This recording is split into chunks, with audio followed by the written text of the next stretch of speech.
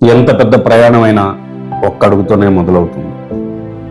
అది ఏ ప్రయాణమైనా, ఒక లక్ష్య సాధన కోసం, ఒక జాబ్ తెచ్చుకోవడం కోసం మనం చేసే పని అయినా, లేదా ఇంకో చిన్న పని అయినా, ఒక పనే అయినా, లక్ష్యం కాకపోయినా ఒక పనే అయినా అది పూర్తి చేయాలంటే ఒక్క అడుగుతోనే మొదలవుతుంది. ఆ మొదటి అడుగు వేయటానికి కూడా మనలో చాలా మందికి అడుగు వేయకముందే వాడేమన్నా అనుకుంటాడేమో, వీడేమన్నా అనుకుంటాడేమో, జనాలు నవ్వుతారేమో అని చాలా అపోహలు, భయాలు, అడ్డంకులు ముందే సృష్టించుకుంటుంటారు. అడ్డంకులు వస్తాయి అనిపిస్తే, ఏ అడ్డంకి వస్తే ఎలా తప్పించుకొని ఆ పని పూర్తి చేసుకోవాలి అనే ప్లాన్ ఉండాలి. ఎవరన్నా నవ్వుతారు అనిపిస్తే అది నీ జీవితమా వాడి జీవితం అని కూడా ఆలోచించాలి.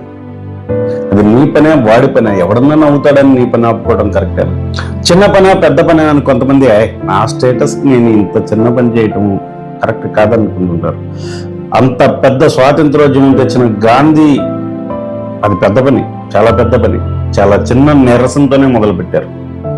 స్టీవ్ జాబ్స్ లాంటి ఒక గొప్ప వ్యాపారవేత్త చిన్న షెడ్లోనే మొదటి కంపెనీని ప్రారంభించారు.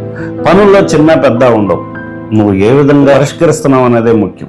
నీ తెలివితేటలు పరిష్కరించే విధానం మీద నీ అనుభవం ఉండాలి, కానీ చిన్న పనే పెద్ద పనే అని కాదు. ఏమంటారు? ఇంకో ఎగ్జాంపుల్ గుర్తొచ్చింది. ఎంత పెద్ద 1 మిలియన్ సబ్స్క్రిప్షన్స్ ఉన్న యూట్యూబ్ ఛానల్ అయినా మొదట ఒక సబ్స్క్రైబర్తోనే మొదలై ఉంటుంది. మన ఛానల్ కూడా అంతే.